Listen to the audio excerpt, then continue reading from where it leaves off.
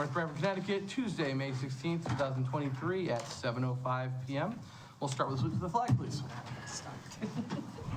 I pledge allegiance to the flag of the United States of America and to the republic for which it stands, one nation, under God, indivisible, with liberty and justice for all. Nice full house here tonight. Thank you, everyone, for coming along. All right. Michelle, if you'd provide roll call, please. Absolutely. Mayor McMillan. Present. Deputy Mayor Zampiano. Here. Counselor Abelson. Here. Counselor Angeloni.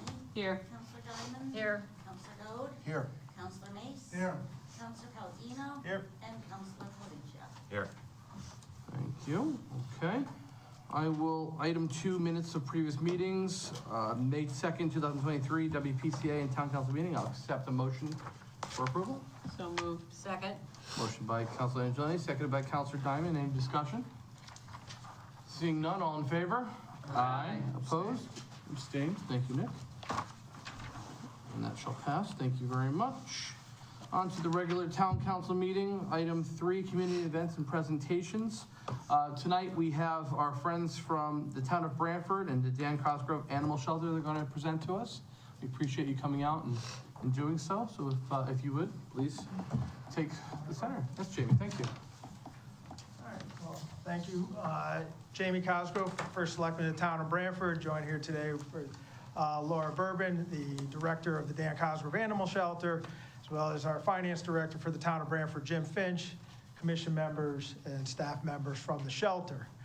I think I was before this body probably a couple years ago, and I think maybe some new faces since that time. So just to give a little background in terms of the arrangement that we've been under, our mutual towns, for the past 18 years. Dan Cosgrove Animal Shelter has been providing essentially all your animal control services for a fee for service. That arrangement was first established in 2005, where again, we essentially, our town employees were acting as your animal control for the town of North Branford, and meeting all of our statutory requirements in terms of that we're obligated to provide under state statutes in terms of animal control and responding to those calls.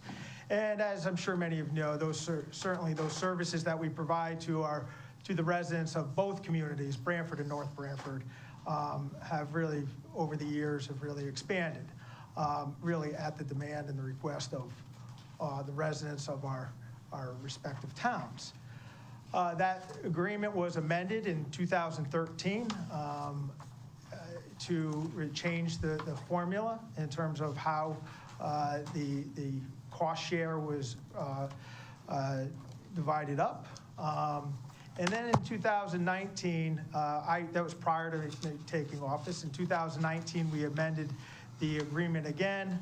At that point, I know it was former town manager Paulus, and myself, your finance director, Anthony Esposito, finance director, Jim Finch. We had met and discussed, and the shelter was doing a lot of work in terms of raising additional revenue.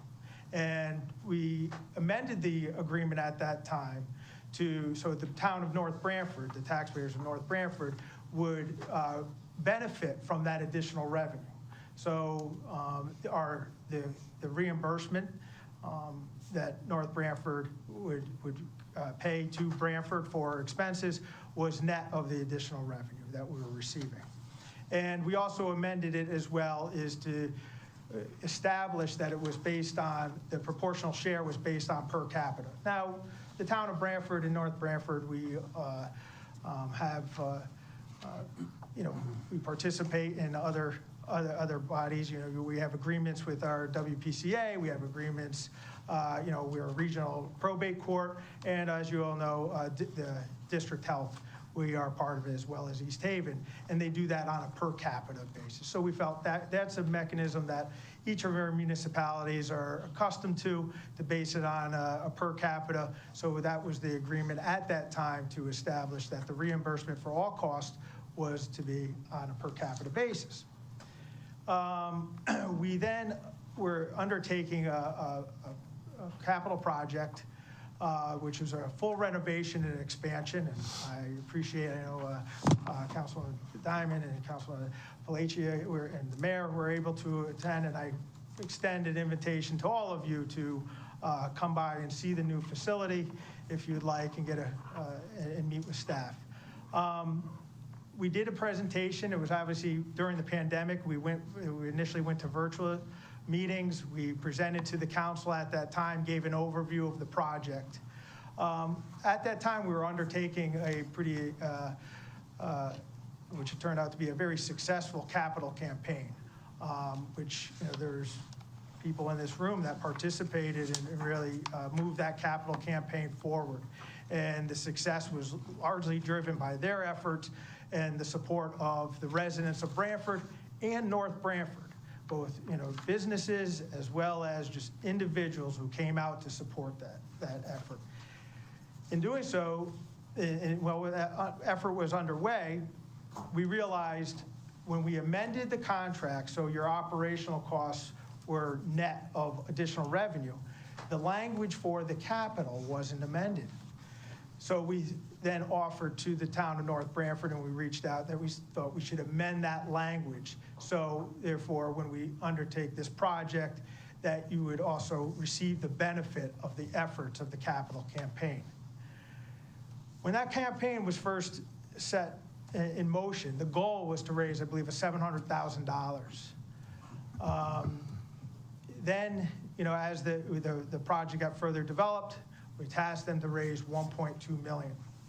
During this time, like I said, we came forward with a proposed amendment to our current agreement that we have in place today, where you would receive the benefit of those dollars that are coming in, offset not only Branford's contribution towards the project, but North Branford's as well. The capital campaign, I know, like I said, was underway. And I think there was some change. It was after an election, and I believe we had a meeting. Myself, Finance Director Jim Finch, your Finance Director for North Branford, Anthony Esposito, and I believe that's when Mayor McMillan took office, and it was still Town Manager Paulus was here. We had a meeting, and we discussed the amendment. I think at that point, the way we concluded that meeting was, let's essentially hold off on the amendment. We were not going to take any action because it wasn't going to affect any request or bills to the town of North Branford. And let's wait to the conclusion of the not only the project, but more importantly, the conclusion of the capital campaign, because those numbers were still fluid in terms of what the true impact would be. I'm pleased to announce that it was exceeded the 1.2, and I believe the capital campaign raised over 1.6 million, or close to $1.6 million. So, very successful campaign. I believe at that time, a change in town manager Downs took office, and I know in just kind of passing and a phone call I had on another topic, I said we need to meet and talk and discuss the animal shelter project and our agreement, really. So we did end up meeting a couple weeks ago, myself, Jim Finch, Laura Bourbon, the mayor, town manager, to discuss, what the concerns from North Branford. And really, I think that the two concerns that were voiced over the time that I heard were really, should the town be contributing to a capital campaign? Now, the language of the current agreement is very clear. There is a reimbursement for capital expenditures. And we were looking to amend that to make it, like I said, net of other revenues. In hearing the concern from the mayor, the town manager, and also really an effort to kind of maintain the relationship that I said that both towns had for the past 18 years for this particular service. But like I said, we do share other services, as I mentioned, sewer agreement, health district probing.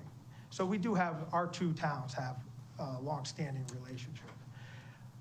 So in order to kind of maintain that relationship and the engagement, we said, okay, I did, and understand, any proposed or revised, offer would still need the approval of the town, the Board of Selectmen for the town of Branford, and I assume the council here in North Branford. So we don't have anything drafted tonight, but I will share with you what was discussed at that time was to essentially waive the contribution requested required by North Branford for the capital improvement of the renovation and expansion project.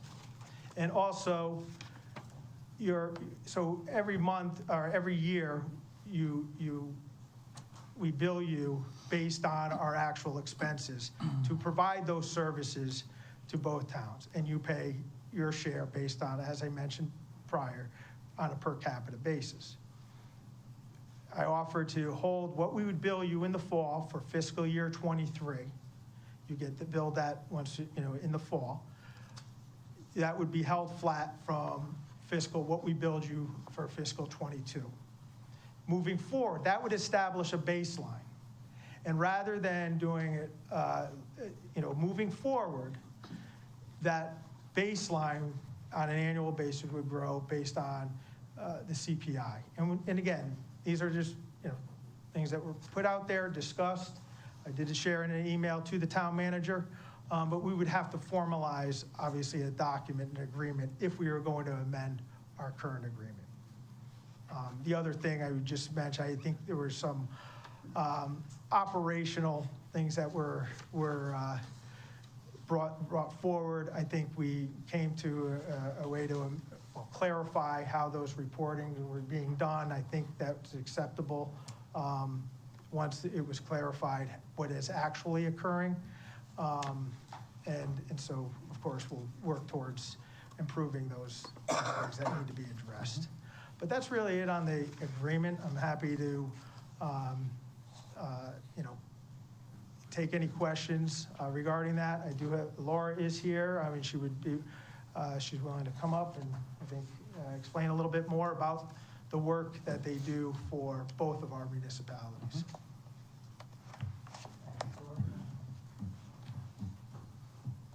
Thanks, Jimmy.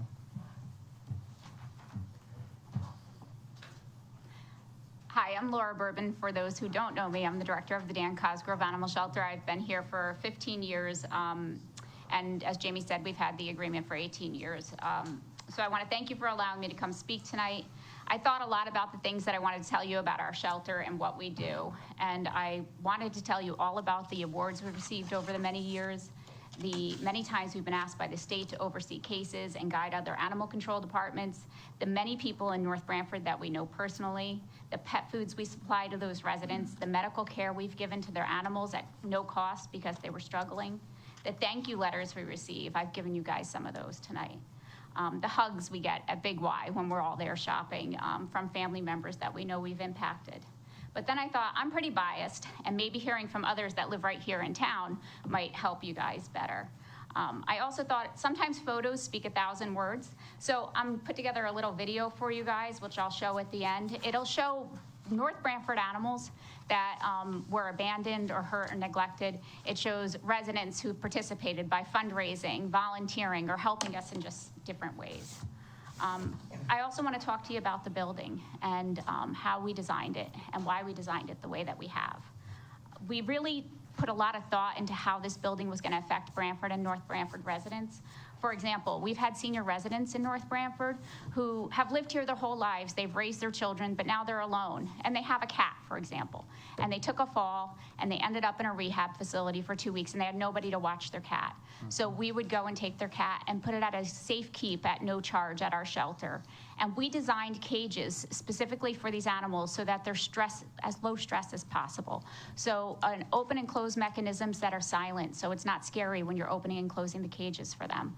We built them so they're multi-level. So when these cats or dogs or whatever are in our facility, they have an area to hang out in. They're not just stuck in a tiny little cage, so they feel a little bit more comfortable. These safe-keeped animals are also kept in separate areas from our adoptable animals. And we have upgraded all of the rooms for health and safety reasons for the animals as well. The cats now have separate areas for sick cats, quarantine cats, kittens, and mom cats that are pregnant. All the rooms have separate purification systems, so we don't spread disease and bacteria throughout the building.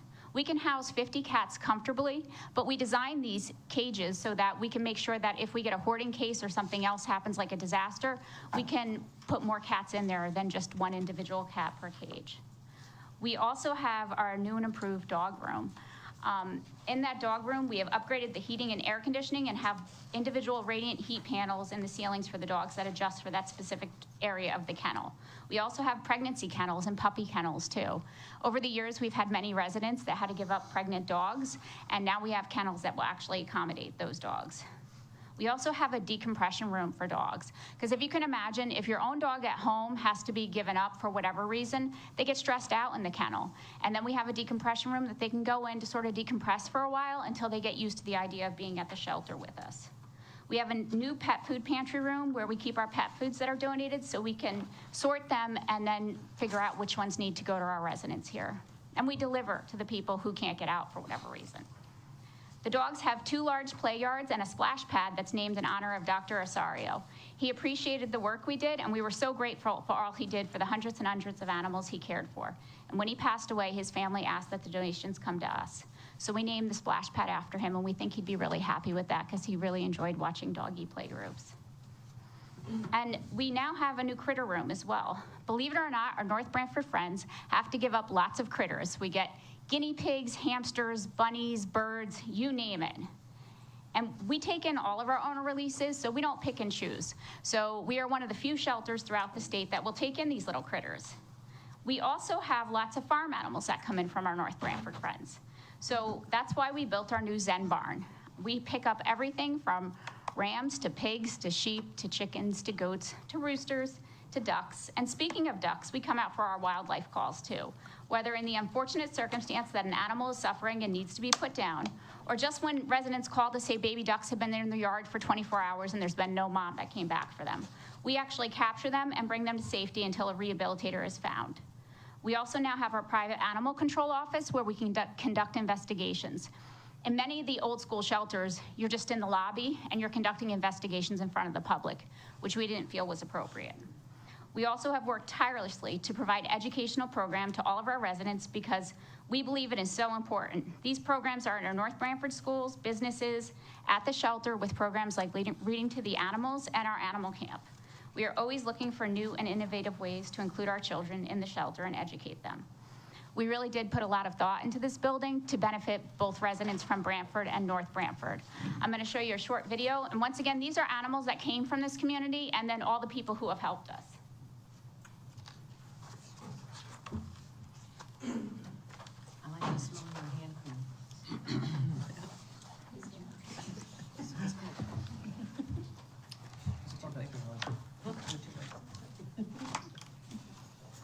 Once this video is over, Steph, who is your representative, is going to get up and give a little presentation as well. Okay, thank you.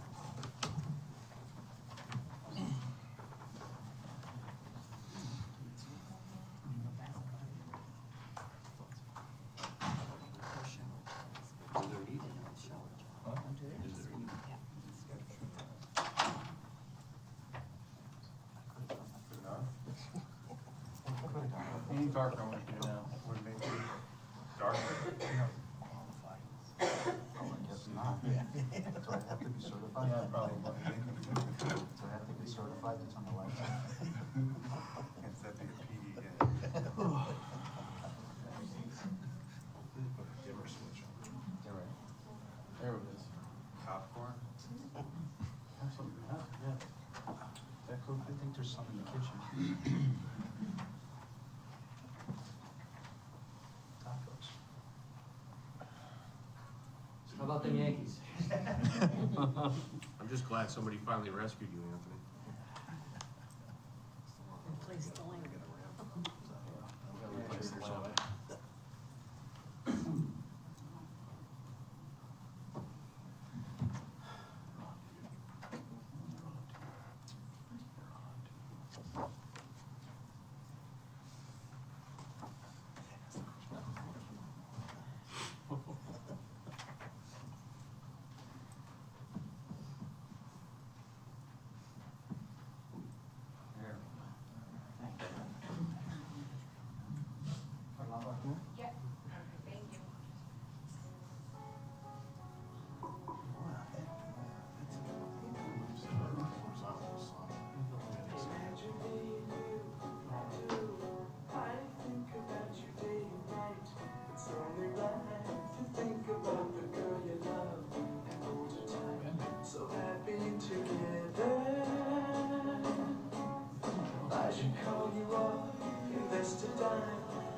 say you belong to me. It's my mind, imagine how There's a wrap. so happy together.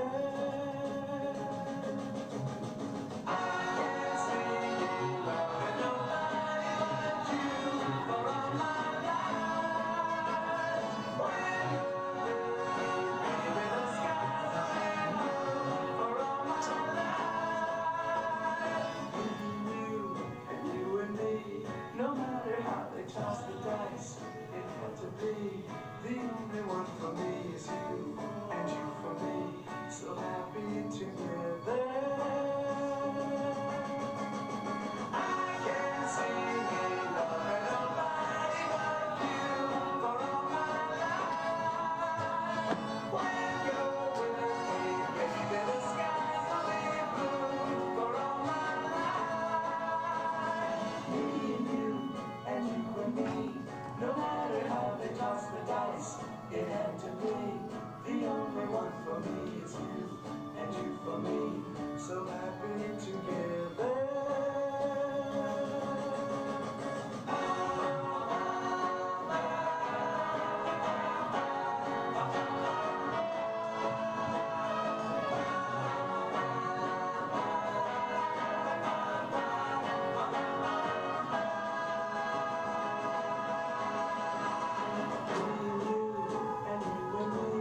No matter how they toss the dice, it had to be.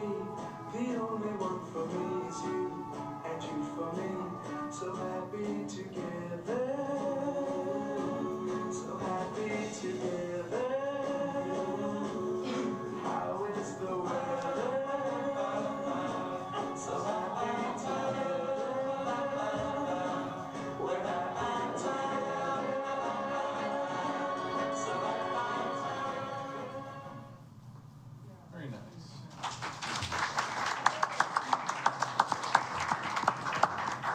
All right. Good evening. I wanted to take a few minutes to reintroduce myself to all of you and explain a little bit about my role, as well as share some additional information about DCAS, Dan Cosgrove. My name is Stephanie Malkin, and I've been the North Branford representative on the DCAS Commission since 2016 when I took over for Donna Lucente. For several years until COVID hit, I was asked to attend quarterly town council meetings. At this time, Gina Cox would request quarterly reports. They would be provided to her, forwarded to the town manager, and then finally forwarded to each of you. Also, it is important to mention that if there were ever concerns regarding anything on the reports, that information would be shared with our entire commission, most of which are here today, Laura Bourbon and First Selectman Cosgrove. This has been the process that has been followed since before I became a commission member. Fast forward to when COVID hit. This quarterly reporting schedule was disrupted, and while I attended every meeting I was asked to attend, they did not happen quarterly, which is completely understandable given the situation. I spoke at a virtual town council meeting on 12/1/2020, and then was not asked again to attend until 12/6/2022, which is the last time I was here before all of you. This quarterly schedule and quarterly forwarding of reports has been in place since before I became a commission member. However, if this schedule does not work for everybody, for whatever reason, we can certainly discuss amending that. Switching gears, you have heard already quite a bit about the new shelter, and many of you have toured it. I spoke at the last meeting about what we do at the shelter and how many people and animals we service, and what an asset we are to our North Branford community. I wanted to take a few minutes to highlight some of the things that make us stand out, things that make us incomparable to any other shelter in the state, much less the area. I've been involved in animal rescue and volunteering at various municipal shelters for the past 30 years, not only in Connecticut, but also in the Boston area, Los Angeles, and New Jersey. I can say unequivocally and without a doubt, I have never seen services provided by any municipal animal control that even come close to what Dan Cosgrove provides. Many people still think that animal control services consist of solely dog catching and returning lost dogs to the dog pound. I hear a lot of focus and a lot of questions asked about dogs, but what's amazing about DCAS and what needs to be highlighted, and the reason why we are the leader in this industry and a model for other municipal shelters, is that we are so much more than dog catchers. We take in abused, neglected, and surrendered animals of all kinds. This is not the case in other municipal shelters, which focus on dogs and only sometimes cats. But that's usually where it ends. At DCAS, in addition to dogs and cats, as you have heard from Laura, We take in surrendered guinea pigs, bunnies, hamsters, ducks, chickens, birds, snakes, the list goes on. And yes, these animals have been surrendered by North Branford residents. So why is it important that we take in owner surrenders of any kind? Because when residents end up abandoning these animals outside in their community, which they do, they become a public health and a safety concern, and then they become everyone's concern. But instead, these animals receive the care they need at our shelter and then are adopted out into loving homes. What else do we do besides caring for all sorts of creatures? We offer a pet pantry for families who cannot afford food for their animals. We offer free rabies clinics for our North Branford and Branford communities. We delivered groceries to families during the pandemic who were unable to leave their homes. We hold animals at the shelter when necessary for residents in crisis. We pay for life-saving medications, surgery, and outstanding veterinary bills for our residents when they cannot afford them. We have a Reading to the Animals program, which is second to none. We go into the North Branford school system to provide education, even if that means doing it in the parking lot of the school due to the pandemic, which was the case in 2021.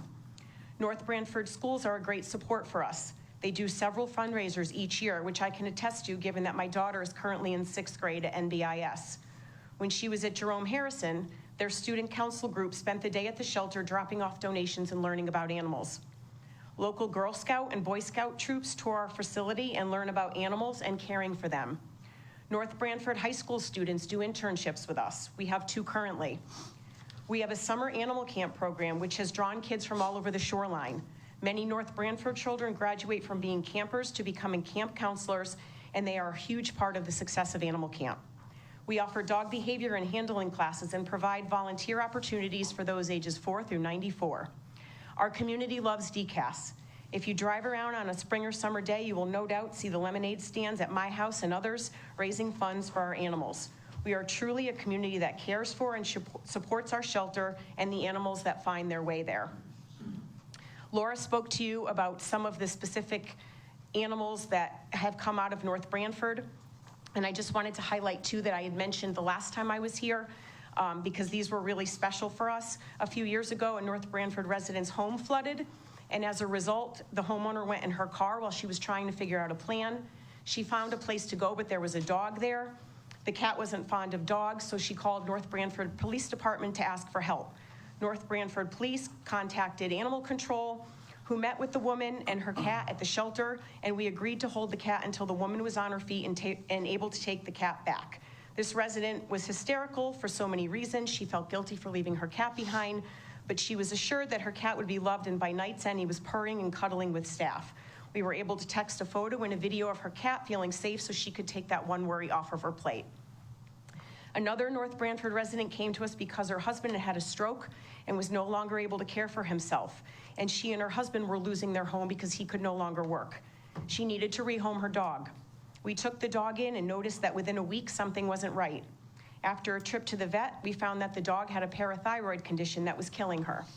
We fundraised to acquire the money necessary for the dog to have a life-saving surgery, and she was eventually adopted into a loving family. These are 2 examples of so many exclusive to North Branford. In summary, I'm incredibly proud of the work we do at DCAS for both the people and animals of North Branford, and I look forward to continuing to work together for the betterment of our community. Thank you. Thank you.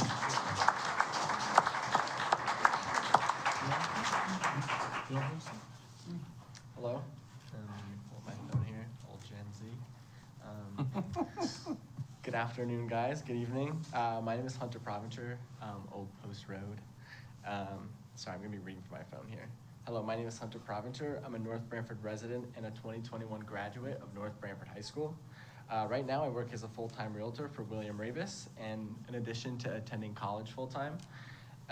Growing up, I was never really into sports, but I did thoroughly enjoy my town. I wanted to make an impact in my community and help make a difference. With a passion for animals, I wanted to volunteer at the animal shelter. Since I was only 8 or 9 at the time, most surrounding organizations did not allow children as volunteers. The one place I was accepted only let me pet cats, and I wanted to do something more. My mom found the Dan Cosgrove Animal Shelter. From the moment I walked in the entrance, I could feel the love and passion for animals that I share. I appreciate how I was never looked at or treated differently than any other of the adult volunteers. In the beginning, the shelter welcomes its new members to an orientation at the shelter to educate new members on the rules and policy. The staff the staff do a detailed overview of all operational procedures on how to effectively do each task. This helps familiarize new volunteers with helpful tips and tricks and locate all the necessary supplies when they come in to volunteer. During the summers, I would also spend my days at the animal shelter summer camp. As I got older, I became a counselor in training, and when I turned 16, I became a paid counselor. The camp educates kids of all ages the importance of proper animal care and what each animal needs to live a happy and healthy life. The campers received visits from farm animals, horseshoe crabs, ducks, bunnies, chickens, snakes, owls, bald eagles, turtles, and even chameleons. We spent countless hours preparing a calendar packed with hands-on educational experiences that would leave kids with a greater appreciation and respect for the animals that they may live around. North Branford is proud to have such an amazing and talented group of individuals work in our community. The schools have created numerous fundraisers, whether it be raising money or donating supplies. The shelter has brought animals into the school systems to educate students about various animals. For example, Howard the duck was brought into the classroom to explain how therapy animals can benefit humans. Students were able to get hands-on experience petting and feeding animals they might not get to pet and interact with on a daily basis. The Dan Cosgrove Animal Shelter works to be on the forefront of this community they proudly serve. The shelter typically has a booth at the Potato and Corn Festival that I help run. The shelter has worked tremendously to keep their facilities open and operating while awaiting the completion of their new building. Now that they are finally moved in and settled, they are able to start operating on all cylinders, doing what they do best. Hearing about the town of North Branford looking elsewhere for animal controls and shelter services is disappointing. The Dan Cosgrove Animal Shelter is a well-established organization with a brand new cutting-edge building. I urge you to take a hard look at the services Dan Cosgrove provides to you and vote in favor of keeping their contract. Thank you. Thank you, sir. Well done. You bring the duck with you? Would have been better with the duck, but okay. All right. Any other folks want to come up and speak? Okay. Seeing not, I want to thank everyone. Oh, by all means. I'm not a resident. I am, and I'm not here on behalf of the Department of Agriculture, but I am the state ACO for the area. Mm-hmm. And I'm going to tell you right now that, these are your people, so, they're always gonna build up themselves, right? But you're gonna hear from somebody outside looking in. And I call upon Dan Cosgrove numerous times because they are, and it's true, they are on the cutting edge. We disagree a lot, but they get the job done, and I know where to call, and every time I call, she's there to help. That whole group is there to help. And it really is kind of shocking to me to think that somebody's gonna go somewhere else. And I can answer questions about legal stuff, about the 22 statute, because there's a regional issue here, which I know your town attorney would probably want to look at, as well as, there is the police accountability bill that falls under this. So there's a potpourri of stuff that's going on, but to leave or to step away from Dan Cosgrove Animal Shelter, to me, is definitely the wrong move. I don't know all the legalities of what you guys are going through, but they are there. They are like top notch. And they are like, they were just with me the other day up in Shelton, Derby, with a hoarding case, and they went in. There's, I don't know if you people really understand what is entailed. I know you're hearing about adoption events and, the community policing thing. I'm a law enforcement, so community policing thing that you have here, which you do, and that's great, but the actual public safety aspect of what they do is incredible. Try to get one of your police officers or another town's animal control to get on their hands and knees in 1.5 inches of feces and urine to capture animals that need to come out of that home because now it's condemned. Your team here does that. Mm-hmm. And it's just amazing to me. I reach out to them all the time. So I mean, if you have any questions, please reach out or ask. But I look to them for everything, whenever I need anything, and they're there. So, thank you. Thank you, appreciate it. Yeah, sir, can we have your name for the record, please? Charles Dellarocco, Dellarocco. I happen to know Anthony. Thank you. He calls me Charlie, but. That's okay. Well, thank you very much. All right, well, we appreciate everyone taking the time to come here tonight. Obviously, makes a big difference having a conversation and learning a little bit more about what you folks are doing. I did have the benefit and enjoyment of going out and seeing both your facility as well as East Haven's facility. And we appreciated seeing both of them. I think there's some work that has to be done on our behalf to discuss, you know, the most important part of this was the economics of it, right? And the prior, I've explained, we've talked to both First Selectman Cosgrove as well as town manager and our finance managers, that the prior arrangement didn't really make much sense for North Branford, but you guys have come to the forefront and fixed it, and I think that's commendable, and I appreciate what you're doing. I told you that out there, and I'll tell you here again, that we appreciate you taking those steps to secure our relationship. So I think we have some work to do on this end here. I don't anticipate us making any movement tonight in the way of a finalized agreement. I would suggest that we start to put together that proposal or that contract, or however you want to term it, so that we can look that through and get it over to our town attorney as well. And we can hopefully get this wrapped up sooner rather than later. Okay? All right, anything from my board here that wants to speak or say anything? Anyone, I should say anything? Okay, I thank you very much for your time. Much appreciated. Great presentation, thank you. Mike, you're off.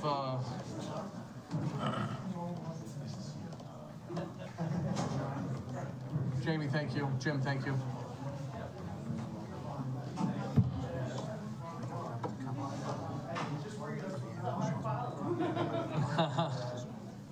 We got Judy and Dan's got a good presentation coming up.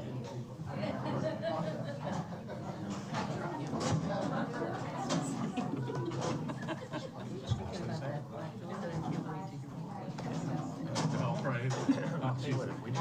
Mike Nelson was asked to call him to have an inch of feces and urine. Took that out of his contract. That was not in my letter. I'm pretty sure we had it in there. That was not. Well, it should have been. All right, anyway. Who has to say? All right, that was a good presentation. All right, guys, we're gonna move back into it here. We're gonna go into item B, presentation of community dining room by Judy Barron and Dan Harmon. Thank you very much for your time. Good evening, all. Thank you for affording us the time to present to you what the community dining room does in the region and in North Branford. My name is Dan Harmon. I serve as chair of the board of Community Dining Room. And I think in Judy Barron's presentation, our executive director, you hopefully will learn more of what we do in the region and in North Branford. So without further ado, I'd like to introduce to you Judy Barron. Thank you. Thank you very much. Good evening. Thank you again to the town council and the town manager for having us. I don't know how to follow cute puppies and kittens with food insecurity, so that's a little tough. But I'm hoping that you all have some documents in front of you tonight, and I'm sorry for the last minute send off. Yes? Yeah, they should be in everybody's folder. Okay. We're not going to go through these page by page, so I'm going to save you all of that trouble, and you can read those in your own leisure. I'm just going to highlight a few different things. I'm not sure how much the town council knows of the community dining room and the services that we provide. I know there's some new faces here since my 8 years ago of working with the town of North Branford, and some familiar faces as well. We are a local soup kitchen housed in Branford. We have been there for 37 years, providing services to the shoreline community, North Branford and Northford being one of those catchment areas for us. Most currently, we have a homebound program that began in 2012 that serves an elderly population in North Branford. And on an average, we serve about 40 meals, let me correct myself, almost 500 meals per week, 40 participants receiving those in North Branford. And over time, that continues to grow. We recently streamlined that service so that it is the same match to Branford services, where they're receiving that delivery 3 times a week. We provide these services and all of our services at no cost to the people in need. 25% of the population served on our daily program. I believe you all have a copy of our current menu, meal schedule as well. And 25% of our population is North Branford and Guilford for those daily services in our lunch programs.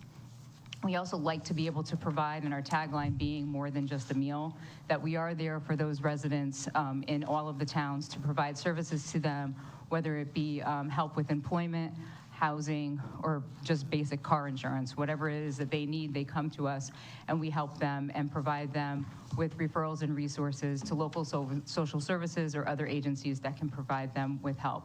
Our goal mainly is to provide people who have food insecurity with hot meals on a daily basis, as well as those referrals and resources, so that they can more or less in the end not need us and be able to maybe pay that forward in time and become a volunteer and provide that back to their community as well. So as you can see, if you look in your, just quickly, if you just flip to the statistics from the Data Haven packet that was provided to you, and you just look quickly at page 15, you'll see from this equity profile, and they have not done one since 2021. So you'll see from there that you'll see that mainly the percentage, and this is a PUMA, which includes all of the shoreline. Do you have that, Doc? I was wondering, what's the acronym PUMA? Oh, it's a combination of all of the shoreline towns. So Thank it's you. not just North Branford, it includes North Branford, Guilford, East Haven, Branford. It's a combination. Gotcha. So in that stat, you can see the percentages for, if you look down towards the bottom, for low income, and then if you look at middle income, there's this like invisible little line there that is the Alice population in between those. Alice is asset limited, income constrained, but employed. And we're seeing more and more of that from the North Branford area coming in to utilize our services.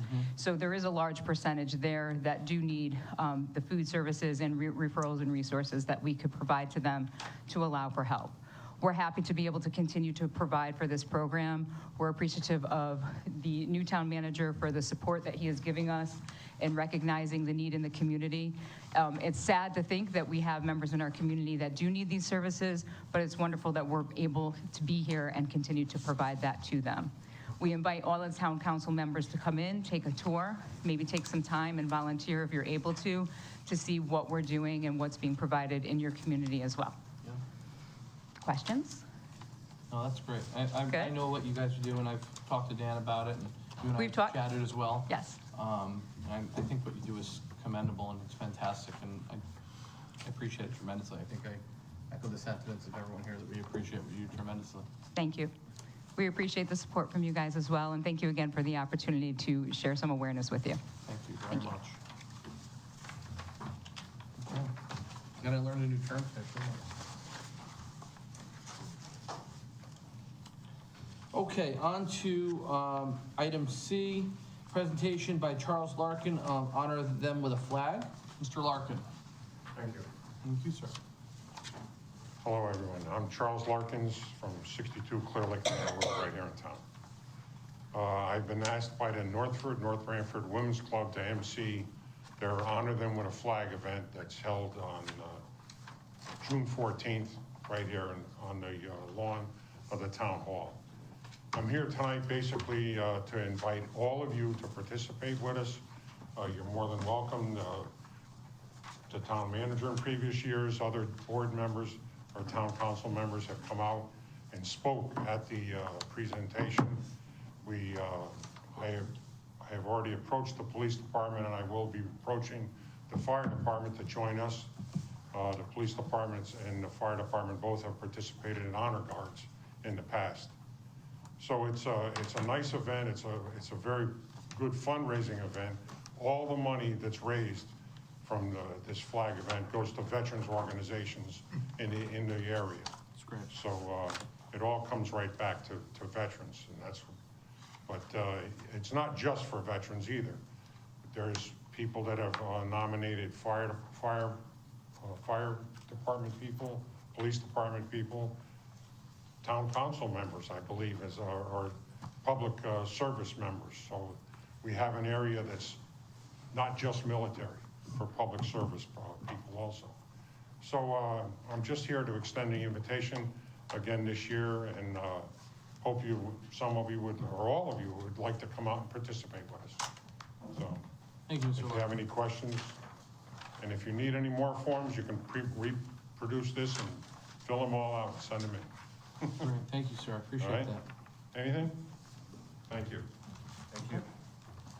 Appreciate what you're doing there. It's absolutely a fantastic event. Thank you. Okay, go ahead. What time, Charles, what time? 7 PM, correct? 7 PM on the 14th. Thank you. Sorry, No, it's okay. I It's in handed these out, but I didn't. I don't know if everybody got one. I went from there on. I didn't see it, sorry. I dropped one, I have it. Thank you. Okay. All right, on to item D, proclamation for Older American Month. Okay, so, Older Americans Month, I'm gonna read the proclamation. Proclamation, Town of North Branford, Older Americans Month 2023.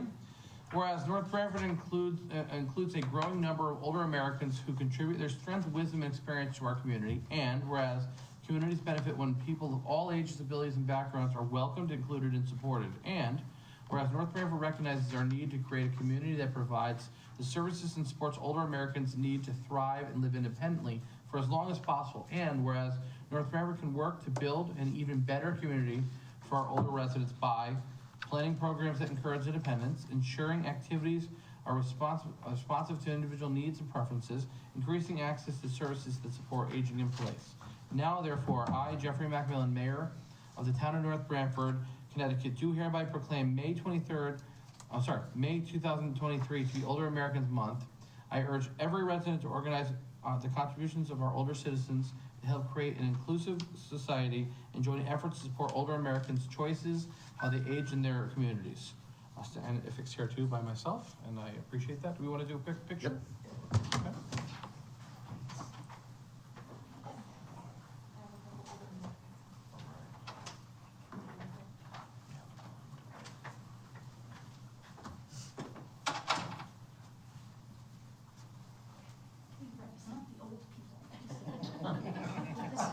Show my neighbors, one of my neighbors here. All right, here we are. Want to hold that there, and I can come over here. Oh, wow. You're old. Everyone's over here looking. I looked in the middle. 1, 2, 3. Perfect. Thank you. Thank you very much. Appreciate it. Commerce Drive down to Good to see you again. Good to see you. It was 2 miles long. It was the largest Okay. building we've ever had.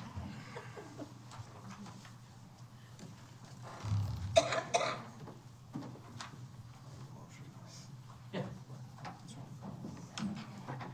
Okay.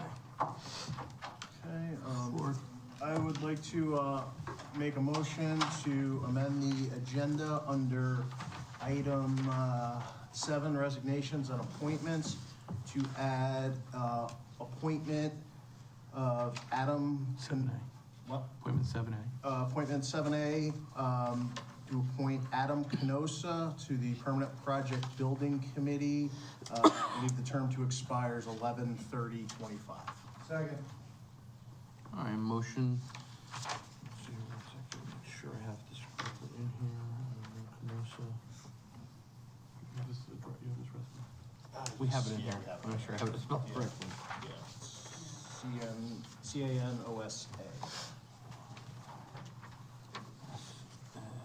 Okay. All right, motion by Councilor Palladino, seconded by Councilor Mace. Any discussion? Seeing none, all in favor? Aye. Opposed? Abstained? Thank you. All right, we will add that in. Appointment. Do we have a term on that? Yeah, I went off my latest sheet. It was Bob Whitworth who vacated it, and his term was to expire 11/30/25. Okay, so We just want to double check. Town Attorney Leclerc, is that sound accurate to maintain the same? Okay. You're appointing him to fill the remainder of the occupied. Yes. That's what That was seconded by Mr. Mace. Councilor Mace. Okay. All right, thank you, sir. Okay, on to item 4, reports of committees, boards, and commissions. Item A, Economic Development Commission. They had a special meeting on May 9th. I was unable to attend. I don't have the minutes yet. I was away for a board conference. Okay, not a worry there. We'll get that, we'll do it next time. All right, item B, Parks and Recreation. They did not meet last month due to lack of quorum, so their next meeting is scheduled for the 4th Tuesday in May. Okay, thank you. On to item C, Police Commission. Unfortunately, I was meeting with the We went to ducks the and the animals, so I did Yes. not get to the police commission. I don't know if Walter did. So. No, but they did, I believe they did some type of award that night, I think. Oh. Trying to remember. We'll find out. We'll make sure that we recognize Oh, that okay, next meeting. I'm coming off the top of my head, but I'm not remembering. It was a Not a worry. lifesaver award. Lifesaver, there was a lifesaver award. Oh, I it's just can't, okay. I saw the picture, I I want to couldn't say it remember. was like Officer Cunningham. I believe it was Officer Cunningham. It was like his third one. too. Yeah, it's yeah, just- phenomenal. Oh, I think I remember seeing that in the Yeah, packet. well, we will make sure to get that recognized next meeting, in committees, but yeah, absolutely, we were, myself and Marie were together, at the 2 shelters that day. All right, item D, Fire Commission. Yeah, before I get into the Fire Commission, I just want to also recognize that it is National Police Week, and thank you to our co-counselor, Nick Palladino over here for his service in his town, but to all the law enforcement officers across the country.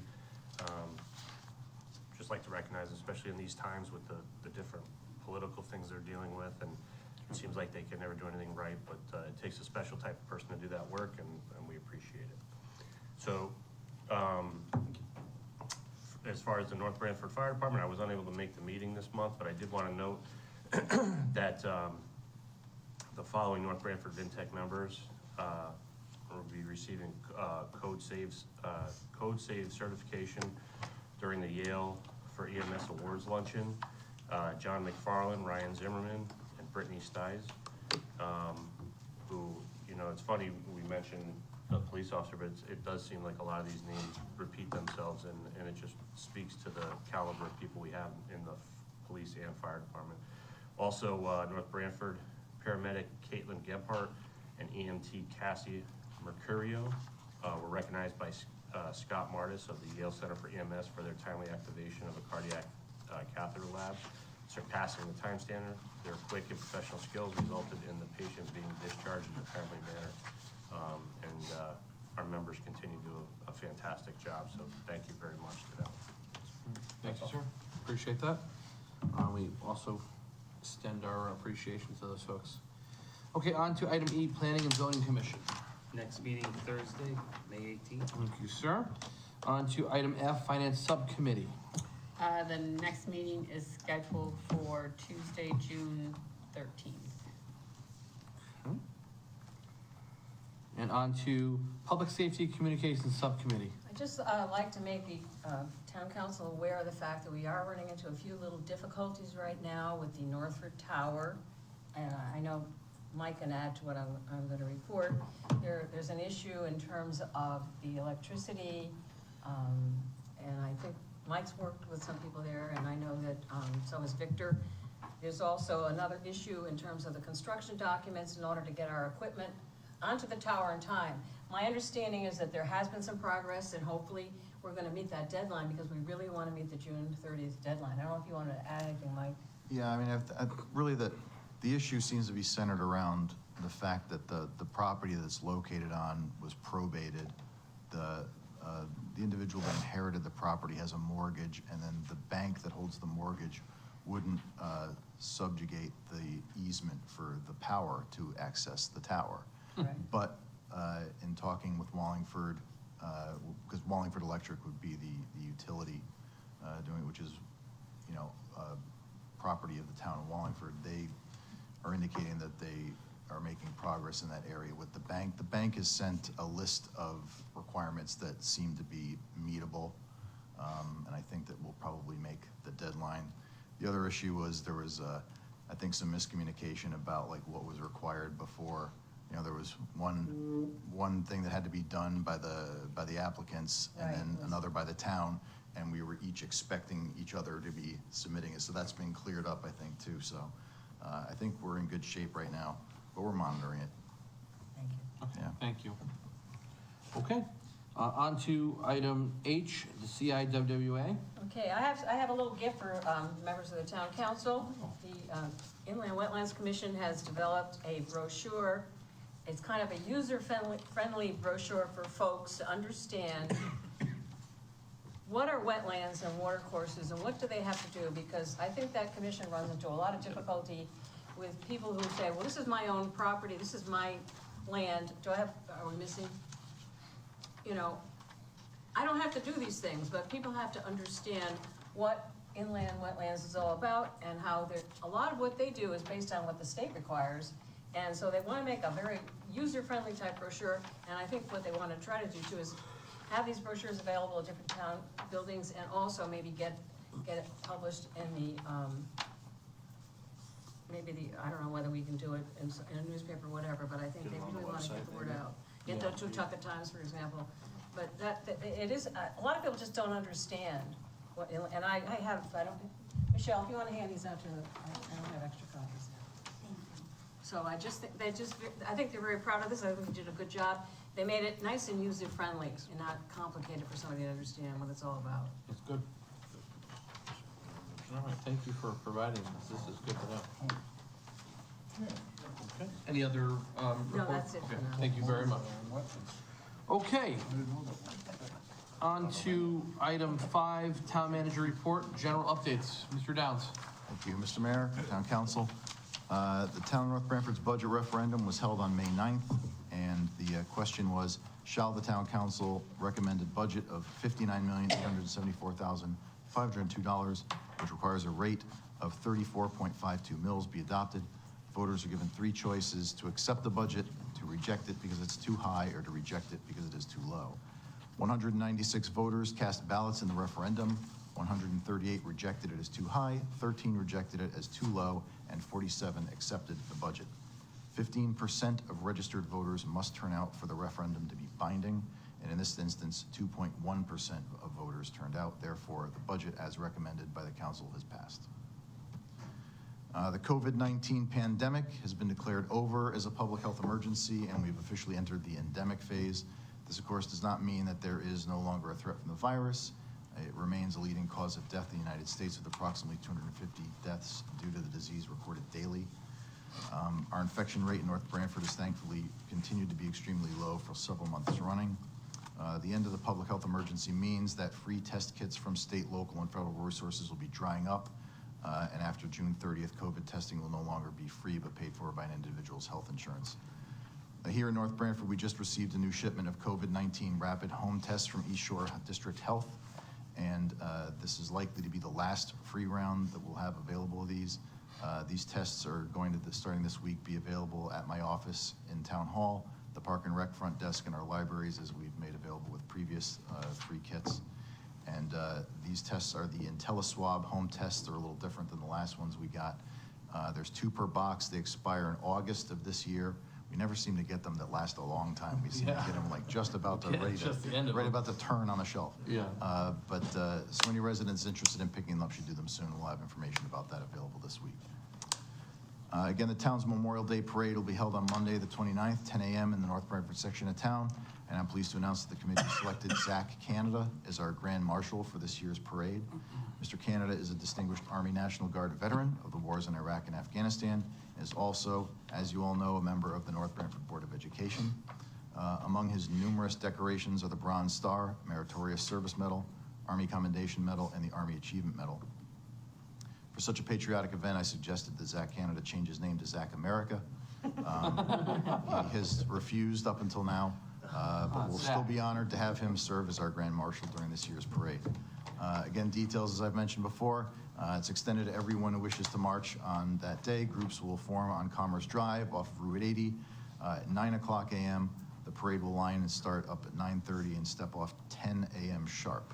The parade proceeds east on Route 80 toward the North Branford Congregational Church. Anyone who is a family member or acquaintance who is a deceased veteran is invited to carry a picture of that person in a Memorial Day parade to honor their memory. All are invited also to Company 1 Firehouse at 1531 Foxen Road after the ceremony for refreshments.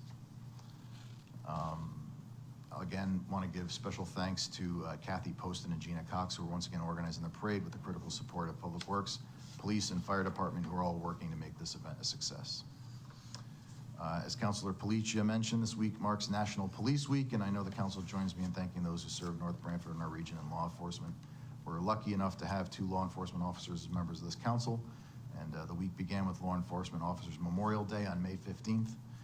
This day was established under President Kennedy as a day to pay special recognition to those law enforcement officers who gave their lives in the line of duty for the safety and protection of others. Congratulations are in order for the North Branford Land Conservation Trust, who successfully applied for a $385,450 state grant for the preservation of 37 acres. The funds are intended to obtain and preserve 2 Regional Water Authority Class 2 forested watershed parcels on Beach Street and Pomps Lane. The trust will create trails and an 8 to 12 car parking area with a bike rack at the Beach Street property. 2 ADA accessible parking spaces and a wheelchair accessible path leading to a vernal pool will be built. Our Park and Rec Department is sponsoring our annual Touch a Truck event on May 20th from 11 a.m. to 1 p.m. with a quiet time of 12:30 to 1 o'clock at the Stanley T. Williams parking lot. And there are 2 items in your folder this evening: a copy of our new abuse and molestation prevention policy for municipal employees for your information, and a collection of some clips relative to the North Branford sesquicentennial of 1981. At your last meeting, I was asked to put together some information for you from the items in the town clerk's holdings that are relative to North Branford's 150th anniversary celebration as you consider how to structure your observances for the upcoming 200th. The pack in your folding has some news clips as well as scheduled events that took place during that time, and there is much more in our holdings, including minutes from all of the committee meetings, receipts, contracts, a program souvenir book, photos, and more. That concludes my report. Thank you, sir.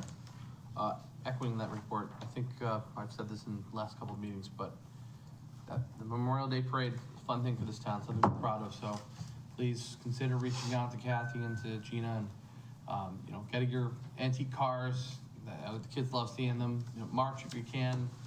Bring pictures of those veterans that we miss dearly. But definitely attend. It's a fantastic event. I know someone who grew up in this town. I have lots of memories from going to those parades. So I would encourage those folks that can attend to do so. And thank you very much for your report. Appreciate that. Thank you. I have one question for the town manager. Yes, sir. Mike, this abuse molestation prevention policy, is this something new, or was it refreshed, or? It's pretty much new. We've developed it with Michael Fumiati, our risk manager. Also, Rory Burke has had some input on it in his position over HR. It's really centered towards Park and Rec and the library, where we have the higher level of employees that deal with children. Mm-hmm. I won't waste the council's time, but Yeah. I have a career worth of dealing with this issue. I was actually a social worker with DCF before I went into my current role. Yeah. And I think there's a couple things in here that we're missing. One of the things is the word neglect should be in there as well, abuse, neglect, and molestation. It's very important that people that are working with children are able to recognize the, neglect can come in many forms. And then the training aspect, they're required by law to have as mandated reporter training, and there's specific guidelines around the mandated reporter training, and it's not really spelled out in here. So maybe during the week we can. Sure, yeah, I'd love to connect with you afterwards and go over that. Thank you. Councilor Diamond? I have one other thing. I got a couple phone calls, and I had some people stop me, as to why we couldn't have done a reverse 911 call to remind people to vote. I don't know. I tried to see if I could intervene when I was at Stanley T, and I talked to Paulette, and she told me she was gonna try to call, but I also, then after that day, I got a couple phone calls. I don't know why we couldn't do that. Is there some reason why we didn't remind people? There isn't any reason we couldn't. I just don't know that it was done in the past, and I don't think it was part of the procedure we had lined up to do it. But, Can reverse 911 calls go to a cell phone, or can they only go to a landline? They can go to cell phone. Can they? Yep. It's whatever We'll send phone out number is. Yeah, phone number it'll- is, yeah. we also can do a text to it too. Yeah, we have that emergency management system thing too. It's not a bad idea, though. Yeah, not a bad idea to have It's it a good idea. texted. I had one woman who was gonna come here tonight, and I said, no, I'll mention it, so. Yeah, it's a good It's absolutely a good idea. It's something we can look We towards. could add that in. Next time we'll have Yeah, that sure. added to do a reverse 911 text. Yeah. I think more people see that. Would be really nice. Just add something to this conversation. Yeah, go ahead. I worked the election. I worked in District 1, and I have worked in many other elections over the past few years. And really, if you can, something to get the effort out, to get the word out, because in District 1, we had 81 people show up out of 4,700 and change. It's pretty sad. But then, in addition to that, the expense. I was here working 2 days before the election, setting up machines. So was Paulette and others. And then all the people that were necessary just to man the polls, 3 districts now. It's mounting up. And to have that turnout is kind of disheartening, especially for the people putting in the effort. So anything you can do to get the word out, it probably would help. That's good to know. It's something we'll certainly take into account. And we have these resources. Again, we're only aware of this unless it's brought to our attention, so we appreciate you doing so. Councilor Diamond, thank you for bringing it to our attention. Yeah, I agree 100% with Marie. That'd be a Good idea. thing. Okay. All right, we're gonna move on to item B, Permanent Project Building Committee. Michael.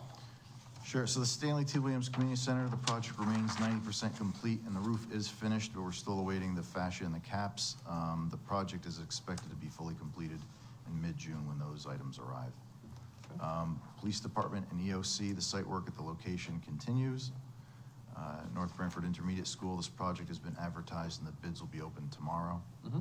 And North Branford High School, the items on the punch list continue to be worked through. All the old furniture has been removed and any excess will be taken out the week of the 22nd. The abatement work continues at the remaining portion of the old high school and the demolition is expected towards the end of the month. That concludes my report. I'm gonna give Councilor Abelson a moment to respond to that as well. So, regarding the removal of the old furniture, I need to commend both David Palumbo and also Andy Bizzuto for stepping up and removing what was left in the building and saving the town a little over $50,000. From what I understand, that's what the company wanted to charge us if we left the furniture indoors, which was the stuff that was being crushed that we were just throwing away. And they wanted to charge us a little over $50,000 to remove it and put it and crush it. Right. So Dave Palumbo brought in his machines. I have no idea. Andy Bizzuto brought in some dumpsters, and they took care of it on a Friday and a Saturday. That's great. By themselves. I offered to help, and Dave said, no, we got it. So I just want to put it out there that these 2 gentlemen in the town stepped up once again. Yeah, Dave walked right, he had to leave a meeting we were at early because he wanted to run out to get the equipment. Right. Yeah. So they both continue to give back to the town. We appreciate it tremendously. So thank you from the council for making those measures and taking that effort. And thank you, Councilor Abelson, for bringing it to our attention. Okay, on to item 6, community statements and petitions and correspondence. Do we have Mr. Potter? How are you, sir? Good. Doing very well. Please do state name and address. Yes, Clifford Potter, Middletown Avenue, Northford. First thing, I don't think the vote's a big issue. You know what the problem is? You guys did a hell of a job. Nobody was upset. We watched you put in hours and hours of painstaking budget, and Rose can take a lot of that credit. I was comfortable. I didn't think I needed to vote because it gets to the point where, what are you gonna change? You guys work your nail, your nubs of your fingers off to make it work. I was completely satisfied. That's why you're a great council. So you can put all you want on the 911, it's not gonna change because you guys knocked it out of the park. And if people don't understand that, why are these chairs always empty? Why don't they come here? I know they can watch it on TV, but they can make comments. But they go to Facebook, that wonderful land of confusion. So again, you did a heck of a job. I want to thank you as a concerned citizen that does come here, and I can see what happens. So again, don't take it as bad news, take it as great news, because you did what you had to do. And some things maybe, I like the fact that you gave the departments the option to choose what they wanted. And I think they were very comfortable with that. I heard a lot of good comments about that. That is something you should be commended for. You didn't nitpick him for them. You put it back in their hands. This is what I want from you. This is budget time. This is a tough economy. And this is what we need. And they did it. So again, attaboys to every one of you and girls. And keep it up. What can we complain about? Well, anybody can, you know, I'll take that back because they'll still complain. Andy and Dave, can you ask for any more community involved individuals who always come up to bat? When it comes times for nickel and dimes on contracts, remember community service, instant gratification. When you have a problem, these people, they're successful businessmen, but they care. Dave, especially now, is taking a huge economic hit because of this road tax. Again, he's got a business to run, and his equipment's immaculate, his business is good, but his heart's in this town. Same thing with Andy, his heart's in this town. They're homegrown people, fourth generation probably, but they'll always give back. They're your go-to guys. They never say no, they show up. So recognize that. Our assistant manager, do we scare him away already? No, he's not here tonight. Well, how are you gonna feel what this town is unless you show up at the meetings here? I mean, I thought maybe you've already packed it in. We're keeping them, right? Okay, I just wondered. Something that bothers me tremendously is the lack of security. Senator Cohen needs to come in here. Her page never addresses any crime. Paper bags are in. She doesn't know about any crime. She went bowling with somebody. Her site is terrible. A 92-year-old woman. Did you see that video on what North Haven's page? In, I think it was Costco lot? Yeah, purse snatcher. Yeah. BJ's. Why can't we get her down here, or a strong letter? She represents us. There's crime daily, and she won't acknowledge it. So every day I send her a clip of what went wrong today to her voice or her email. You know, she won't respond, but she'll put on, she's a nicey in her Facebook page and her quarterly meetings, whatever. She's got to come here. Her feet have got to be held to the fire. Her party's feet have got to be held to the fire. This has got to stop. They're reducing the bail. Did you see what Vinny said? You can almost like do your bail in payments now. You only have to, I think, post what, 7% of your bail and you can get out? That's how bad things are going with the Democrats. And I don't want to say it's a party thing, but they're in control. We gotta get control of our lives back. I won't let my wife go to an appointment alone. Because the women are targets. You talk to Deputy Chief Lovelace. He doesn't let his wife go in. They're targets. That 92-year-old woman, did you see how fast those kids grabbed that thing? I mean, it's why? Now, if they're widows, they have to go out alone. And they're sitting ducks. Broad daylight. It's not like they're out late at night. Broad daylight and a heavy activity. But there is no fear because there is no justice. And there's no justice because the party in control won't put justice in. I'd like to see you guys issue a strong letter. Just ask, what are you going to do and when are you going to do it? I mean, it's so sad. The lady at Pit Stop the other day, it's happening right in our own town. I mean, and we're being victimized. You guys are doing a good job. Our cops are doing a good job. But it's the higher authorities that aren't. There's no fear.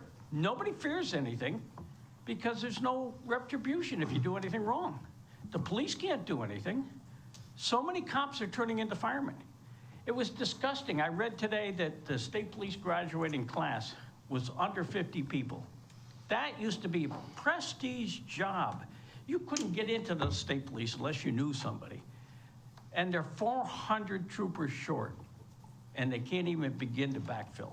So again, I think as citizens, I'd like to see you guys, all your names on a letter, asking her to explain, what are you gonna do? You say you wanna hear from your constituents. And I asked Mr. Duff too. I said, what are you gonna do? You're the party. Vinny's so upset, but he's a minority. He can't do anything. They won't listen to him either. So I'll get off my soapbox, but I worry about our citizens. I do. And a 94-year-old woman that's lived her life, and to have this happen, it's not right. And I mean, I don't know where to go now with this, but I hope possibly you could generate a letter saying, if she won't show up, ask her, what are you gonna do? But she's bowling and she's doing all this other great stuff. That's not what we're concerned about. She's worried about graves of veterans. You can't help them. You can help the live people that are getting attacked. Forget the graves right now. Redirect your efforts into keeping your citizens that you represent alive. Thank you. Thank you, sir. I appreciate it. Thank you. Okay, any Cliff, other? can I say one thing? Technically, no, but. Thank you, Cliff. You're spot on. Yes, good. That's good. Spot on. Okay. All right, thank you. Appreciate your efforts in the conversation. On to resignations and actually, any other citizen statements before we move on? Seeing none. On to item 7, resignations and appointments. Item A, Adam Canosa, appointment to Permanent Projects Building Committee. Filling the spot that is vacated and term limit 11/30/2025. I'd like to make the motion. Second. All right, motion.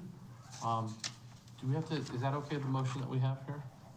Is that? You're appointing Mr. Canosa to the unexpired term of someone. Of, Who's retired? yeah. Whitworth. It was Bob Whitworth. Bob Whitworth's spot, yeah. Permanent project building Do we- expiring Yeah. the date, so. Yeah. Okay, do we have to add that into it, that the expiring date of Bob Whitworth's vacated spot? All right. And motion by Counselor Palladino, seconded by Counselor Goode. No, I did it. And not me. I did it. Oh, sorry, seconded by Counselor Abelson. Sorry, my ears didn't work. All right, give me a moment. So we have a motion. Do we have any discussion? Yeah. Counselor Mace. I want to thank Nick for bringing this person forward. I read the resume, I see where he's been with construction companies, chief financial officer. He's familiar with the building trades, so it's nice to have somebody with the experience and the knowledge in the real world to come and sit on a building project committee. So Nick, I want to thank you for bringing this forward. He also has a lot of experience working with Gilbane. Okay. In other projects that he's in, he has a good relationship with them on a daily basis, so hopefully that'll mitigate any problems going forward with the high school projects. I'm impressed with his resume, and I think he's well qualified for the job. Thank you. Thank you. Certainly seems like a good resume. Look forward to his work. Any other discussion? Seeing none, all in favor? Aye. Opposed? Abstained? All right, Mr. Canosa, thank you very much for joining the Permanent Project Building Committee. Get ready for some nice long meetings, but they're definitely worth it, so we appreciate your service, sir. They're getting short. Okay. Did anyone tell them about the meeting, the time of those meetings? or- We did, yeah. Okay, Made good. sure we're rehearsed. Good. All right. All right, item 8, unfinished business discussion and action. Item A, a discussion action, the town blueprint committee to advise, assist, and formulate execution of the town plan and blueprint. All right, so this is something we wanted to start to tackle after budget season, which is thankfully here.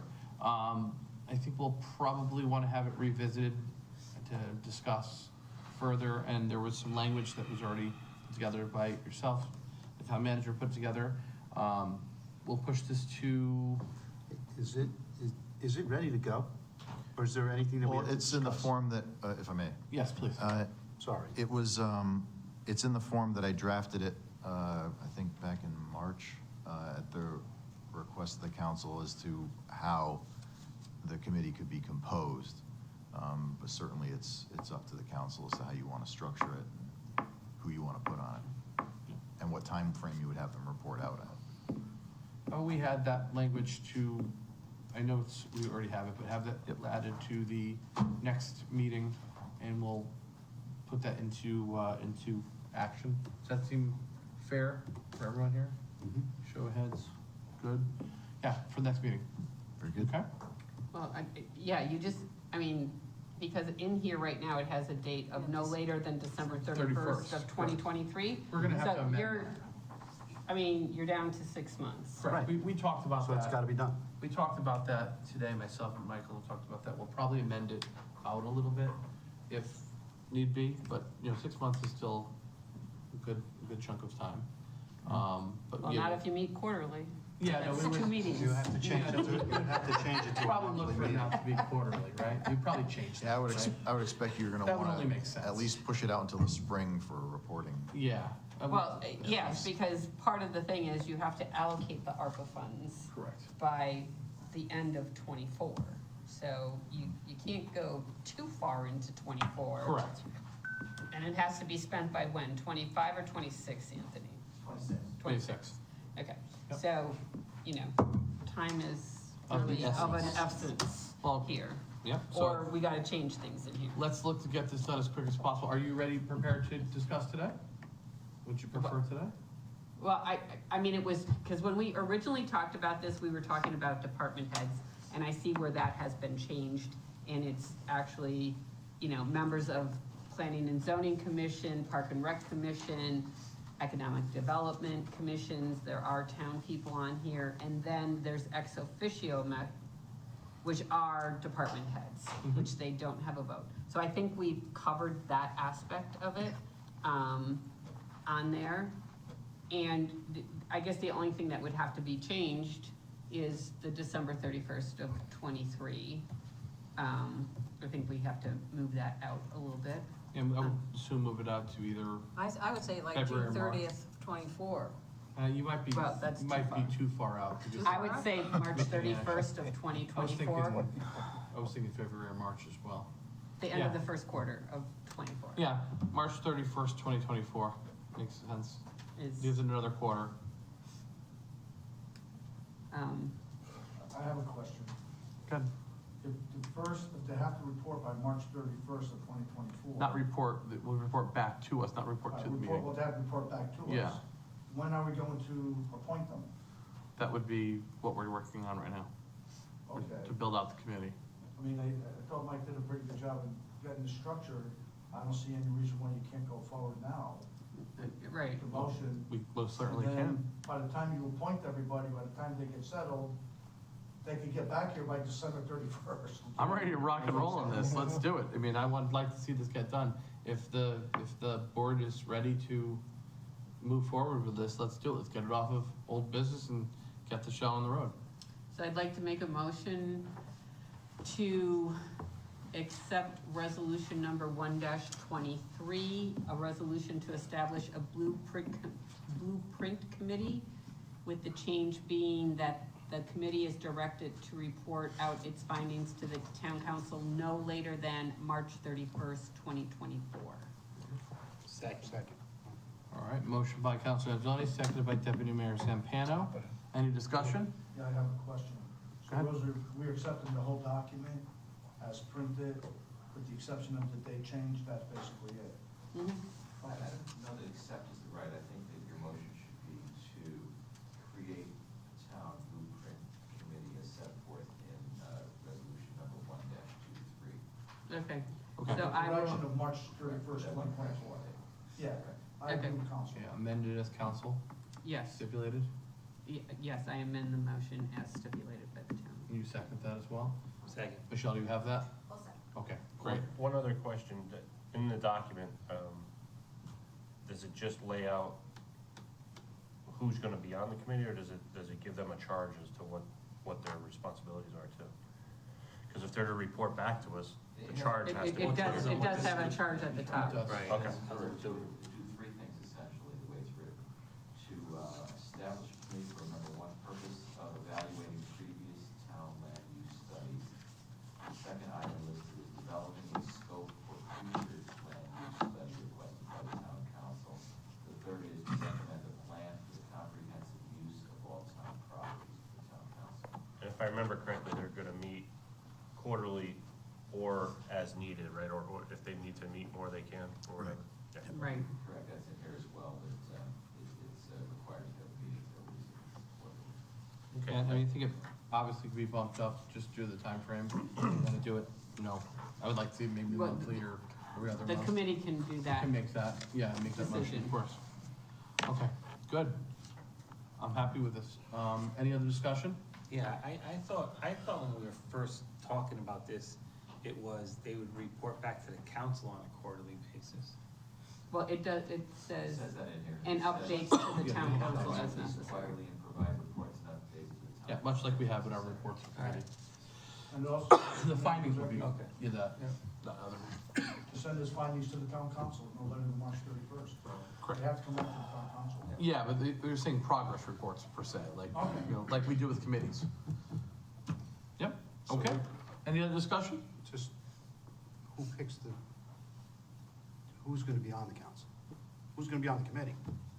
Like, I know we have people ready to go. Well, there's two members of the town council, so after we adopt this resolution, then we can either amend the agenda so that we can appoint tonight, but the other commissions all have to submit their names also. So we can either do it tonight or just put it on the next agenda so that we have time to talk about. Why don't we put it on the next agenda? Who's Right, who's some time. interested in doing We need it. a little time to take it Yeah, and out, right? I personally Because- would be interested in. Because the other committees, it's gonna You're take on. a couple You're weeks. already an ex-officio. Right, yeah. You're already on it. Yeah, it's mayor, of course. The mayor should notify, I'm like, not- planning and zoning. I'm not- The mayor should notify planning and zoning, park rec, say, please submit a volunteer to The serve on. town manager would do that after this is adopted, the town manager would send it to I think all the of town them. manager would send it out and then report back to the mayor, the names, and then the mayor would make the appointment. What do we make the rules? Well, the council, it would come forward to the council so that we could appoint them. Okay, yeah, I think that's the way to go. And who's gonna Let's get pick it the going. two people from The town, we would Those are vote high-paid on that. positions, too. The I'm council, talking Big about money. two people, like it says one person from North Branford and one person from Northford. well, we have to have people, we have to, either advertise it in the Totucket Times, something like that, as to what this is, so that people can submit their names to the town manager, and then that would come forward to us for the electors, the two. Well, the elected would be one member from Northford from the town council, and one member from North Branford. No, they're two separate, It's it's an people at large, Correct. Oh, okay, all right. Yeah, so we would have to get it out to the Yeah, I'll send letters to the chairs of those commissions. boards for them to Right. select someone to submit, and then it'll be up to the council to choose the. But then we have the two electors from the town, Right. so we have to, how you get that out? You post it on the website? Well, he's gonna send out a press We release. could, we could post that if you want, if we could do a release that says that the council has formed this committee. If anybody's interested, they should contact me, and I can submit the names to the council, or That would be great. we could do that, yeah. Oh, yeah, all right. Yeah, it's okay. He knows. I guess that's just the way it's written. It's a thankless job. Yeah, I'd like to be on the committee as a voting member, not as a committee. Personally. Wait, do you live in North Branford or North? Me? Yeah. I live in Northford. That's where we are. You what? He wants to vote. Oh, I see. I'd like that to be, I mean, I'd like to be a voting member on this versus ex officio. Yeah, I don't think I've made any qualm about that. It's an idea Step that- down. See you later. There you go, bud. Rose has been wanting it. There you go. Oh, shit. See you later. Oh, look, my hair's growing back. Way too involved, Jeff. Yeah, I know, right? Yeah, you know? Well, that just takes away, I mean, because then we would have 3 town councils. That's true, that's true, that's fine. And you're taking away one of those, then we're down to 2 You're right, that's fine. as an ex officio. That's So He'll I- still have a lot to say anyway. Oh, trust me, Yeah, I will it's definitely. not that you can't say anything. He'll have plenty to say. No doubt about that. I would hope so. Someone has to do something. Okay, all right, so we'll move forward. Any other discussion? Seeing none, all in favor? Aye. Opposed? Abstained? Okay. All right, we got that off of unfinished business. Very nice. All right, so the next is discussion and creation of the 1831 committee. I don't know if we're at the point of, Well, I see one of my neighbors was on this committee. I'm gonna go talk to her, ask her. how she liked it. good. I do see Beth Sienna was on it. Yeah, that's some- Eileen Donadio, so, you Yeah. know. So, how do you want to go about this? Because it's obviously something that's a ways out, but it will sneak up on us sooner than later.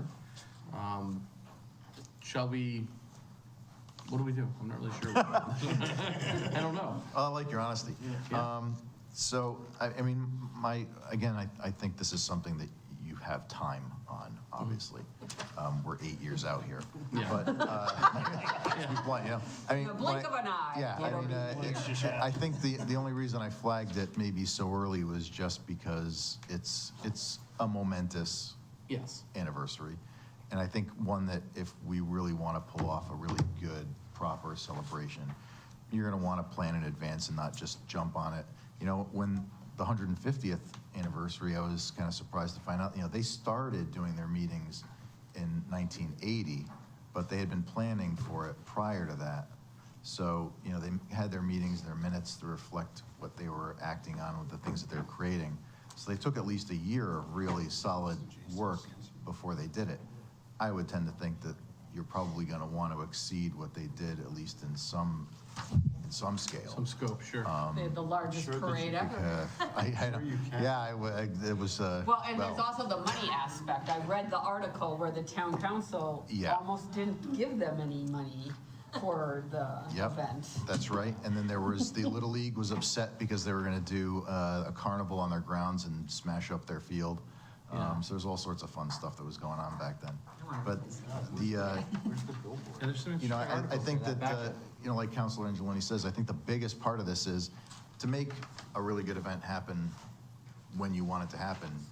At the front end, you're gonna have to do the fundraising, you're gonna have to do things, you know, you might wanna, you know, they're selling beer mugs, I'm not sure that's the same thing you wanna do, but it was kind of interesting that the stuff that you're finding that they had done to lead up to it, to try to promote it and raise money for it, so. You know, I think you wanna give yourself at least a few Well, years leeway on that. Considering they were asking for $25,000, and that's 50 years, almost Yeah. 50 years ago.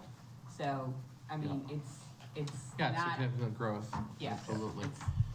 Can we form this and have it come into action several years down the line? I mean, I don't know. I mean, you could form them tonight, but they don't exist until you Fill it. populate it, yeah. Mike, could we put something in the Totucket Times looking for volunteers now, just kind of put it out there? Well, I Just kinda also stick it in the read in the paper and article put it where out. the mayor, like, less than 30 days before the event, was calling on the townspeople because they needed 300 volunteers to help get the thing, Yeah, you know, going, so. But if we put it in the paper, maybe Yes. somebody will say, hey, I want to get involved, and I'm going to be a big Right. part of that. Maybe they'll kind of start doing, you know. And obviously, I think you want to incorporate the Historical Society on Yes. Yeah. all this. I love all this. I think we're way ahead of ourselves. I mean, even if we put something out now and we got people to volunteer, It's not who gonna the stick hell for knows 8 years. if they're gonna be around in 8 years, in the state in 8 years, you know what I mean? Like, What are you trying to say? It's going to be big.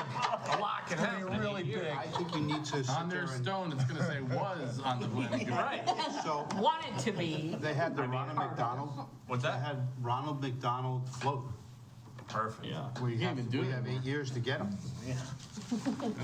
Believe me, my bringing to you this early wasn't with the intention that you would even form the committee Right, like right. right away. It was really just to get you to start thinking I'm about. thinking 4 or 5 years out Right. would be plenty. Right now, it's. So why don't we just You take might it end up off the doing a lot of agenda work that then? you end up having to redo, you know?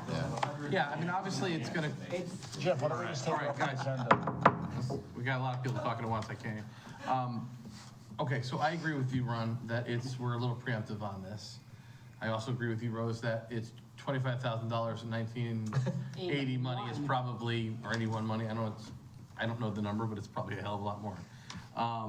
So I think maybe the idea of getting some communications out to the public of interest in building this, definitely appropriating the Historical Society to become part of this, is obviously that's going to be a big part of this.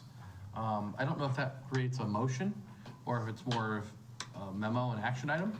Well, the Historical Society is mentioned in part of this resolution. Correct. So it's already, I think. In there. Yes. Okay.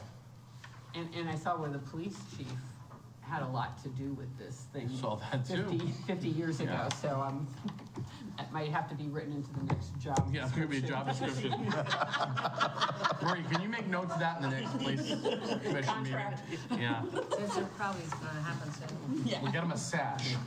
Okay, all right, so Why don't we just keep it under unfinished? why don't we keep it, we've had this discussion here, we'll keep it underneath finished business for now. And I think, Mike, can you start to look into what kind of communication can be sent out to kind of bolster some ideas on this?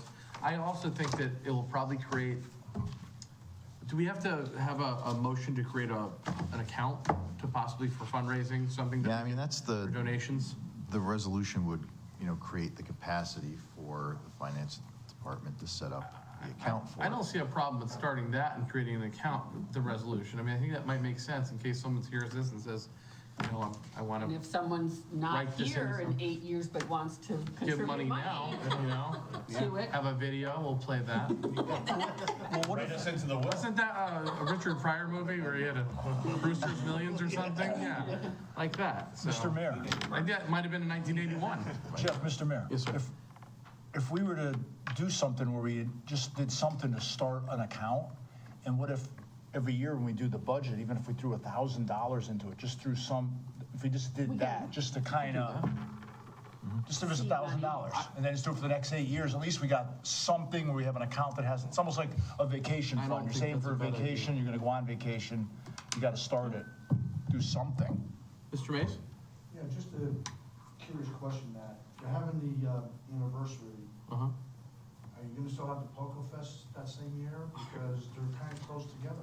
Rose is in charge of that. She's No, gonna I'm let us not. know. I am not in My charge of guess is that will probably, if I were a betting man, it will probably correlate together. So you'll probably have it, we already do the fireworks, we already do something maybe, Well, because they talked 8 years about, now, like what- they had a fair, Yeah. the ride, carnival ride, Yeah. so that can, I think it can all be I incorporated. remember in the 80s, we went to, there was a fair, which is now the burial site over by St. Monica's. We had it there, and then before that, it was over at Company 2 or vice versa. So, we've always had something like that. So I'm assuming POCO or something that we have like that will correlate. Carnival at the Fireman's The Field. Fireman's Field, yeah.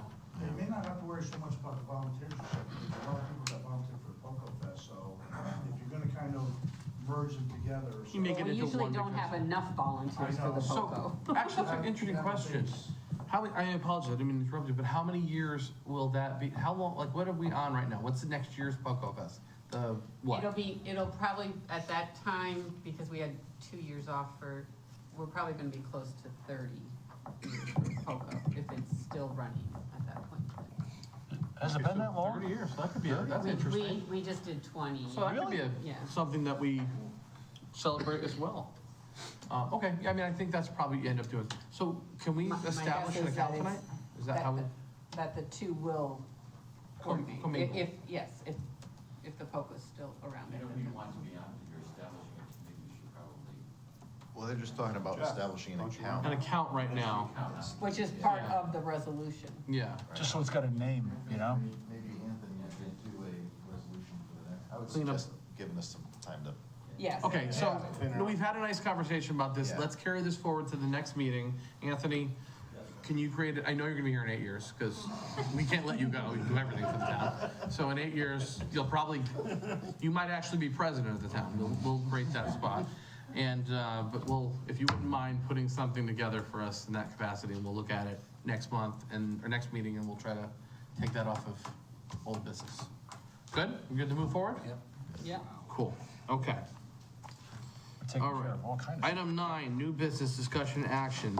Discussion action of the intermunicipal animal control agreement. Okay, so obviously we had a great presentation by the Dan Cosgrove Animal Shelter and the folks there that are currently servicing North Branford. We had a walkthrough, myself, Councilor Felicia, Councilor Diamond, excuse me, attended. Did you also go? Counselor Abelson also went the next day. So we got to see both facilities. I personally don't know if I'm ready to vote myself on that. I think we'd have to see. I think there's some loose ends. I Yeah, think we have tie up some time. loose ends. We've asked First Selectman Cosgrove to get us an agreement, something we can look at tangible, that we can go forward on. I don't think we're in a time crunch necessarily yet, but it's something we do want to wrap up. So we will push that to the next meeting. That makes sense for everyone here? So we gotta make a motion to table it? Yeah, Yep. I'll make a motion to table it then. second. Okay. Motion by, well, there's discussion. Motion to postpone it to the next meeting, correct? I'd like to recommend that we. Well, give me 1 second, let me do that, and you can do discussion. All right, so we have a motion by Counselor Code, seconded by Counselor Angeloni. Any discussion? And I think you were next too. So I'll go. Well, I just think next meeting is Yeah. too soon. I think we need like the end of June or something. The second meeting in June. That's perfectly fine. So So we I'll can change amend my it to motion that. to the second meeting of June. Okay, Which would be the 20th. okay. So, Fine. two things that I'd like to see from two things I'd like to see. Mhm. One, he discussed it, the reporting, on how they report it, and not just written down. Yes. Okay, that's one, it's gotta be in there. Mhm. Two, I'd like to see if we can get a 3-year contract put together from Branford and also East Haven. So that will actually give us the ability to freeze the money. Because Branford's beautiful. I don't think that we should pay for it. So they've already Personally. taken that out of the contract. I understand that, but this way, they can't put it back in there next year or the year after. So it was just a thought.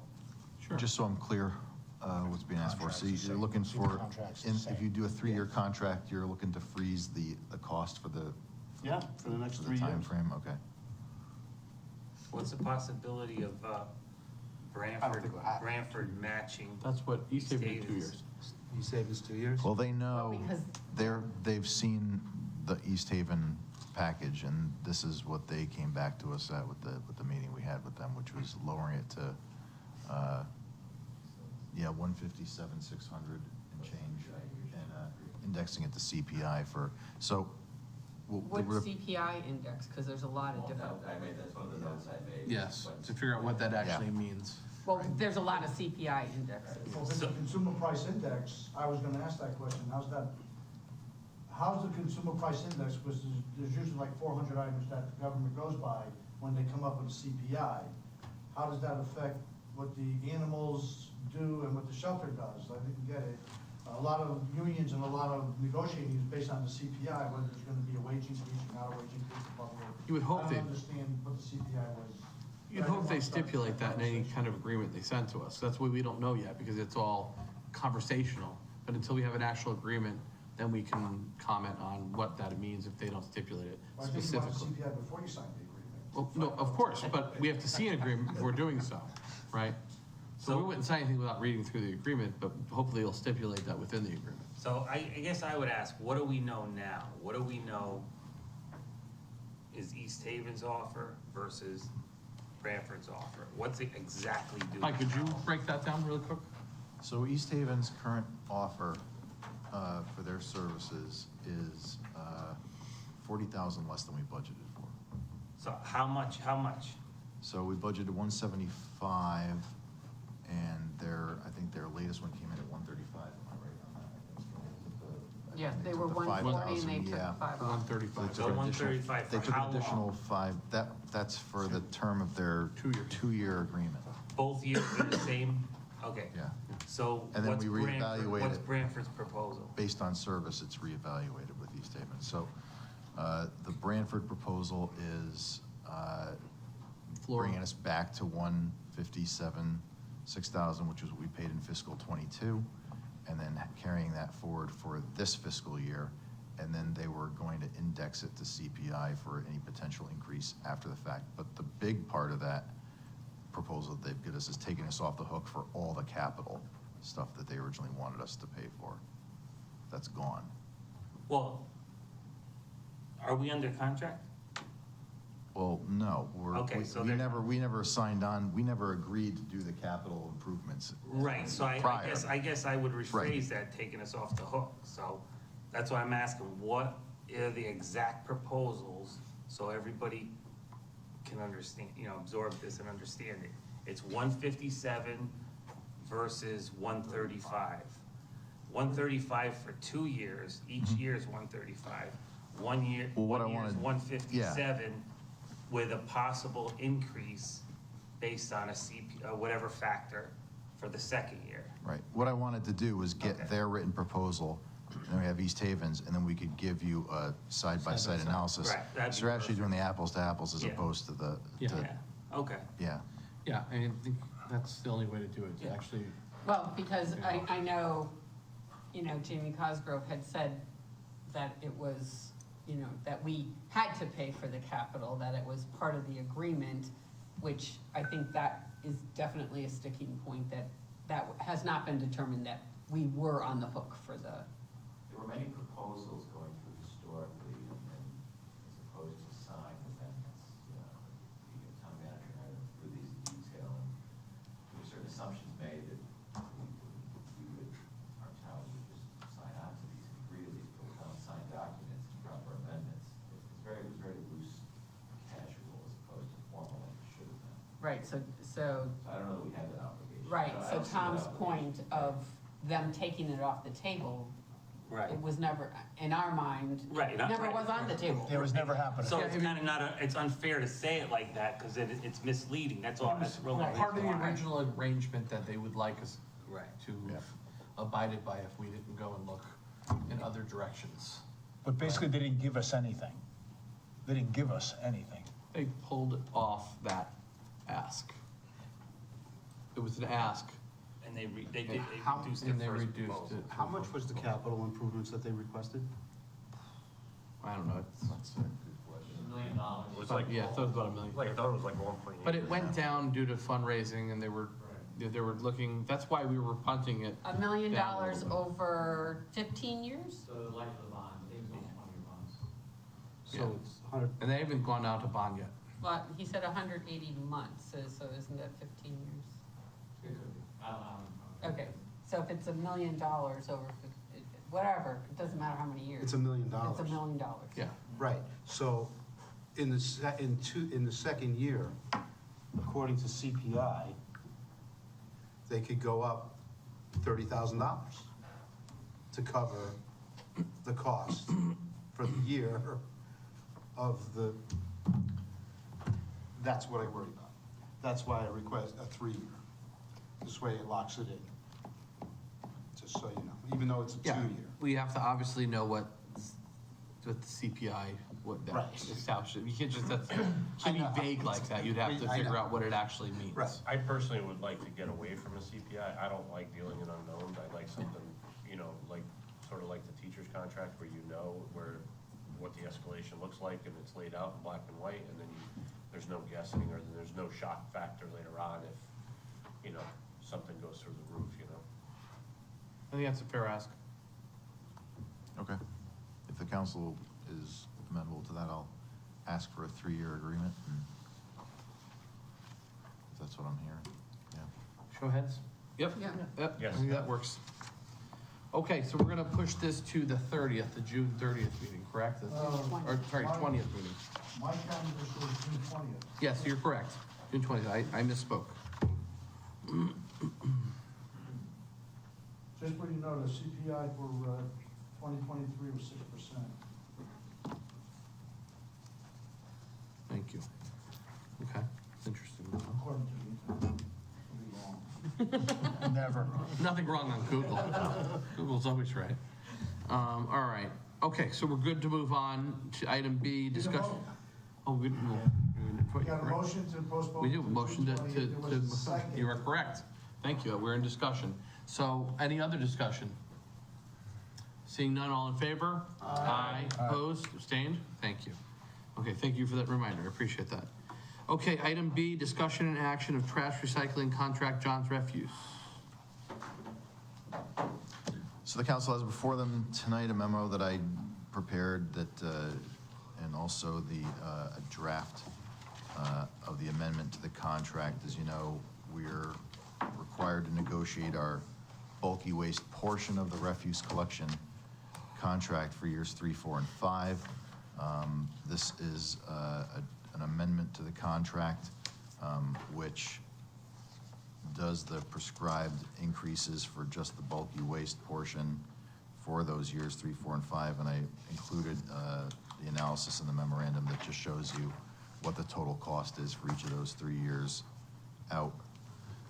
And it's consistent with what the council budgeted for this coming fiscal year for their contract. And this was after we went back and forth with John's probably 3 times. This is like the third reduction that came as a result of them not being able to accommodate the previous requests we had for different options, such as like an a la carte or scheduled collection.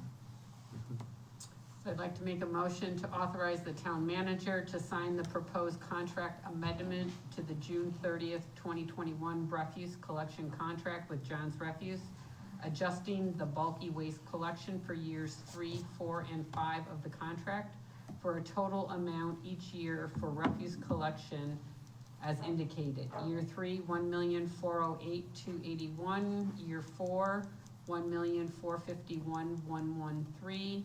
And year 5, $1,494,766. Second. Motion by Councilor Angeloni, seconded by Deputy Mayor Zampano. Any discussion? Seeing none, all in favor? Well, I do have a question. So the bulky waste, is that maintaining what we have, or are we going to once a year? That's maintaining what we have. So we're Okay. doing the 2 collections a year, just Okay. as we have been, yes. Okay, thank you. Any other discussion? Seeing none, all in favor? Aye. Opposed? Abstained? All right, that passes. On to item C, financial report 04/30/23. Anthony? Yes, sir. Puma, public use microdata. Oh, thank you. Public use microdata. I like that. The report before you, April 30th, tax collections again continue to exceed prior year, 100.5%, greater than 99.4. I put your attention to like the 6th or 7th item down, the investment income. You look at this year, this point last year, we had $31,000. This year, we had $218,000. So the market has bounced back in our favor. Some of the investments that we locked in some CDs at some higher rates really are paying dividends for us. On the expense side of the house, the same departments overexpended. Mayor and council will start working on these next month to move the money around to cover some of these year-end expenses, technology, emergency management, the same ones that have been there all along. I do want to point out one thing to you. For those that have been on the council previously, when it came time to appoint the auditor, the statutes at the time required a motion of the town council to appoint the auditor formally. That has now been changed. The state has they're going very high-tech, and they have a data management system. They basically go on and you say, okay, the auditor's going to be Seward and Mondi. They check, they send an email to them. It's all done electronically. So I did bounce it by the manager before I hit the button. But we are going with Seward and Mondi. They had a 5-year proposal. This would be their 2nd year of the deal. But just want to let you guys know in case you question about the auditor. Again, past practice has always been kind of before you guys, and now the state has changed that system to a more technology-based process. Okay, thank you. On item D, appropriate transfers. One small transfer that Louisa is asking for in the Social Services Department. Nothing too crazy, $310. Make a motion to accept the appropriations as presented. Second. Motion by Councilor Angeloni, seconded by Deputy Mayor Zampano. Any discussion? Seeing none, all in favor? Aye. Opposed? Abstained? Thank you. And on to item F, setting the mill rate for fiscal year. E. Oh, sorry, E. I overdone. Approval and of tax refunds. Thank you. So moved. Second. Motion by Councilor Angeloni, seconded by Deputy Mayor Zampano. Any discussion? Seeing none, all in favor? Aye. Aye. Opposed? Abstained? Thank you. Okay, now on to item F. Check that now. Setting the mill rate for fiscal year 2023-2024 and signing of the rate book. As the manager had mentioned previously, based on the referendum outcome, the budget, as you guys passed it, goes as is, and this just authorizes Mike to sign the rate book and sets the mill rate. I'd like to make a motion that the North Branford Town Council hereby sets the mill rate for the 23-24 fiscal year at 34.52 mils, and further authorizes Michael P. Downs, Town Manager, to sign the rate book for the collection of taxes on July 1st, 2023 and January 1st, 2024. Second. Motion by Counselor Leoni, seconded strongly by Counselor Diamond. Wait, that's not the point, we need the 30, Okay. the motion needs to be changed because the motor vehicle is 32.46. Right. So could you amend that to say 34.52 for real estate and personal properties and 32.46 for motor vehicles? 32, what? .46. Catch, Counselor, thank you. Thank you, By the sir. way, Anthony, did you see in the paper today that the state's gonna do away with car tax? Yeah, you know, it's funny because as I mentioned to Mr. Potter earlier when he brought it up, 32.46 we, 32.46. motor vehicles. Yep. We spend about 80% of the time on 20% of the dollars. It's ridiculous. So if they took it over, God bless them, as long as they guaranteed us our money back, it'd be a home run for us. The downside is they're never gonna give us the money back. That's what I'm wondering. That's always the you know, the hammer they're gonna come back with. But it really is between people that move and the chasing people, move out of town, you never find them. It's the amount of effort that's spent on motor vehicle bills is not commensurate with the money we bring in with it. So, yeah. So I'd like to amend my motion that it would read the mill rate of 34.52 for real estate and 32.46 for motor vehicle. Real estate and personal property. Oh, real estate and personal property. That was seconded, less enthusiastically, much less enthusiastically, but it was seconded by Counselor Diamond. Okay, any discussion? Seeing none, all in favor? Aye. Opposed, abstained? I'm sorry, you're a no? Okay, Counselor Mason's a no. And abstained? And shall pass, thank you very much. Okay, item 10, citizen statements and petitions. We're gonna ask this to be a brief comment, sir. I wanted to share that. Didn't that make anybody cringe? The fact that the state now wants more control over your money? How often have they taken and never given back? I mean, this is the only thing you can control is your real estate and vehicle taxes. So, here they go again. Remember that old saying, if it walks like a duck and quacks like a duck, it's a duck. Now, I noticed that Branford included ducks. Now, how are we gonna be charged if Branford's have an influx of ducks they're taking in? Are we gonna have to pay for all these ducks at the Branford Dog Pound? Or are they gonna be written out of the contract that we only have to pay for dogs? We're looking for dog control. We're not looking for ducks. We're not looking for horses. We're looking for dog control, I believe, is what we're looking for. Animal control. No, animal Animal, okay. They pick up a lot of farm animals from North Branford. They had a So, I mean, What did they say? again, Goats? Yeah, I They did. Right there last week. feral mention ducks. Yeah. Yeah, so The dogs are the least of our problems. Again, I think you need a very strong, because they got $1 million bill hanging over their head. Yeah. After 2 years, we could get slammed. East Haven's established. I don't have a good feeling about it. And I'm gonna let you know my opinion as one person. Fair. But so again, they were sweet, good presentation, helped people here. But I have to wonder, for all these years of having us give them so much money, are they gonna be happy with pittance compared to what we had to give them, we had no control over? So if it's a duck, it's a duck. Thank you. Okay, thank you, sir. Okay, any other citizen statements and petitions? Comment on Facebook, Mr. Mayor, from Bob Whitworth. My thanks to the council for allowing me to serve on the Permanent Project Building Committee the past 2 years, and for the vote of confidence for my appointment to the Inland Wetlands. Well, we thank Mr. Whitworth for his time, and thank him again for his commitment to this new committee. All right, I'll accept the motion for adjournment. Second. All right, motion by Counselor Diamond, seconded by Counselor Abelson. Any discussion? Seeing none, all in favor? Aye, opposed, abstained. We are out. We'll get it done.